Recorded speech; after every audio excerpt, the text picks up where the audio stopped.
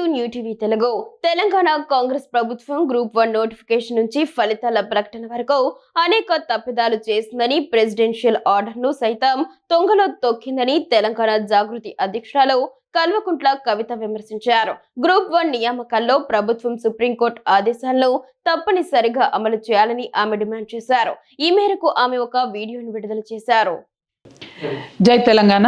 అందరికీ నమస్కారం. నీళ్లు నిధులు నియామకాల కోసం తెచ్చుకున్నటువంటి మన తెలంగాణ రాష్ట్రంలో ఇప్పుడు కాంగ్రెస్ ప్రభుత్వం వ్యవహరిస్తున్నటువంటి తీరు చూస్తుంటే ఒక్కొక్కరికి కడుపు తరుకుపోయే పరిస్థితి ఉన్నది. ప్రత్యేకించి నియామకాలు గ్రూప్ 1 విషయంలో జరుగుతున్నటువంటి హేరాఫేరీని ప్రజలందరూ కూడా గమనిస్తూ ఉన్నారు. నేను కాంగ్రెస్ ప్రభుత్వాన్ని డిమాండ్ చేస్తూ ఉన్నాను, ముందు మీరు ఇచ్చినటువంటి అపాయింట్మెంట్ లెటర్లు క్యాన్సిల్ చేసి రీఎగ్జామినేషన్ పెట్టండి. నిరుద్యోగులతోని మీరు కొట్లాటకు దిగొద్దు. మేము హెచ్చరిక చేస్తూ ఉన్నాం. ప్రిలిమినరీ పరీక్ష దగ్గర నుంచి మొదలు పెడితే మెయిన్స్ పరీక్ష వరకు కూడా అనేకమైనటువంటి తప్పులు మీరు చేశారు. అనేకమైనటువంటి అంశాలలో ల్యాప్సెస్ ఉన్నాయి.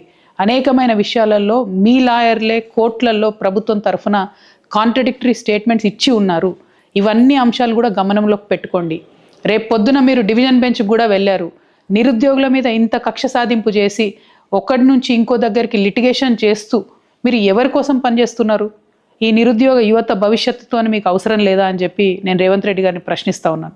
ప్రధానంగా ఒకటే డిమాండ్, ఈరోజు సుప్రీంకోర్టు కూడా ఒక మాట చెప్పింది. ఏవైతే మీరు ఉద్యోగాలు ఇచ్చారో ఆ ఉద్యోగాలు పర్మనెంట్ కాదు. ఆ ఉద్యోగులు ఎప్పుడైనా ఉద్యోగం పోవచ్చు. డివిజన్ బెంచ్ కానీ సుప్రీంకోర్టు కానీ పరీక్ష మళ్ళీ పెట్టమని చెప్తే మీరు ఇచ్చినటువంటి అపాయింట్మెంట్లు అన్నీ కూడా ఒక జోక్ లాగా తయారవుతాయి. టీఎస్పీఎస్సీ అనేటటువంటిది ఒక రాజ్యాంగబద్ధమైన సంస్థ. ఎంత గౌరవంగా ఉండాలి, ఎంత ప్రేమగా విద్యార్థుల భవిష్యత్తును తీర్చిదిద్దాలి. అట్లాంటిది మీరు దొంగల జోరే రాత్రి పోయి రిజల్ట్ ఇస్తారు. తెల్లారి ఆగమాగం అందరినీ పిలిచి ఎక్కడనో ప్రోగ్రాం పెట్టుకొని అపాయింట్మెంట్ ఆర్డర్ ఇస్తారు. ఎందుకింత దొంగతనం? ఎందుకింత దాపరికం? ఎందుకు పారదర్శకత లేదు? పారదర్శకత ఉండాలనే కదా కోరుకున్నాం. 10-11 ఏళ్ళు జరగలేదు ఎగ్జామ్, ఇప్పుడు జరుగుతున్నది ఎగ్జామ్. మళ్ళీ ఎందుకు భవిష్యత్తుతోని, పిల్లల భవిష్యత్తుతోని మీరు చెలగాట మాడుతున్నారని నేను కాంగ్రెస్ ప్రభుత్వాన్ని ప్రశ్నిస్తున్నాను.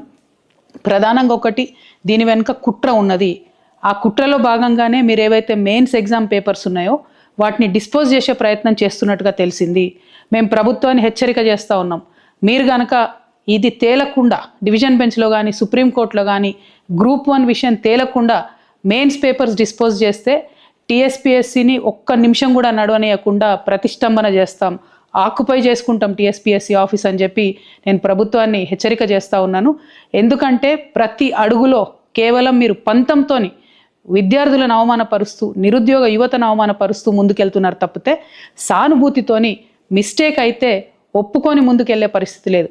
అన్నిటికన్నా దారుణం ఏంటంటే ప్రెసిడెన్షియల్ ఆర్డర్లో 95% తెలంగాణ బిడ్డలకు ఉద్యోగాలు రావాలి, కానీ దాన్ని కూడా తుంగలో దొక్కి 8 మందికి అర్హత లేనటువంటి వారికి మీరు ఈ తెలంగాణ రాష్ట్రంలో ఉద్యోగాలు ఇచ్చారు. దీన్ని ఎట్టి పరిస్థితుల్లో తెలంగాణ బిడ్డలు సహించారని చెప్పి మేము చెప్తూ నిరుద్యోగుల పక్షాన తెలంగాణ జాగృతి నిలబడుతుంది.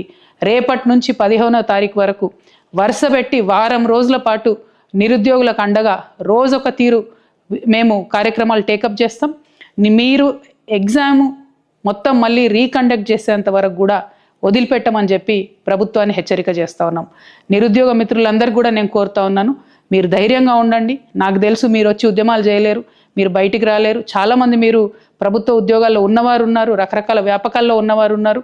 కాబట్టి మీ తరఫున నేను కొట్లాడతాను, తెలంగాణ జాగృతి కొట్లాడుతుంది. ఖచ్చితంగా ఈ గ్రూప్ 1 క్యాన్సిల్ చేసి రీఎగ్జామినేషన్ పెట్టించే వరకు వదిలిపెట్టబోమని చెప్పి చెప్తా ఉన్నాం. Thank you. జై తెలంగాణ.